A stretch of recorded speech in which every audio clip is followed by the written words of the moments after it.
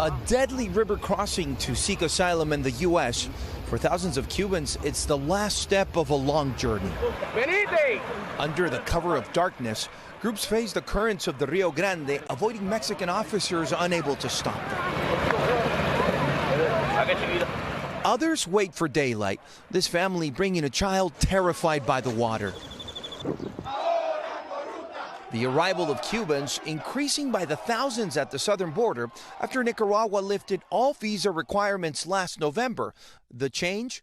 Opening a new path, starting with a flight to Nicaragua and then traveling by land to the U.S.-Mexico border. Son miles los migrantes que están saliendo.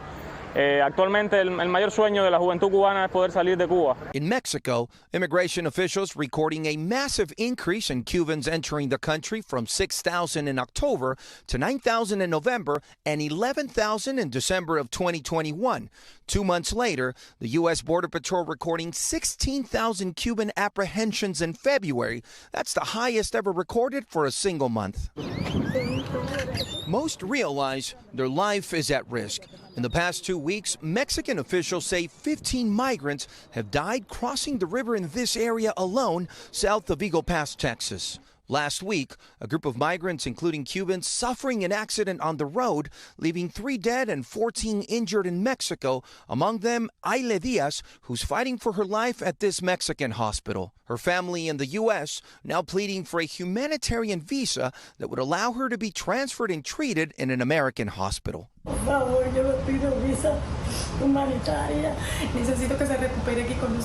A return to Cuba for her would be difficult as the country faces medicine and food shortages. Miles de estas personas seguramente no tienen otra salida a esa crisis económica que irse del país. But for those deciding to leave without a U.S. visa, a long and uncertain journey awaits. All right, Guad Venegas joins us now. Guad, for the thousands who reach the U.S.-Mexico border, and we may be talking about tens of thousands shortly, what are their chances of them ultimately being granted permission to enter the country? Because these people are not only looking for work and medicine, they're also fleeing a communist regime there in Cuba. Right. So technically, because of our policy, the border is closed to anyone seeking asylum at any ports of entry. That's why you see migrants crossing illegally into the U.S., doing this, crossing the river, so that once they are in American territory, they can speak to Border Patrol agents and seek asylum. Now, at that point, the fact that Cuban migrants come from a communist country and many of them have relatives in the U.S., these are all factors that do weigh in that in most cases allows them to remain in the U.S. while they go through the immigration process in the immigration courts.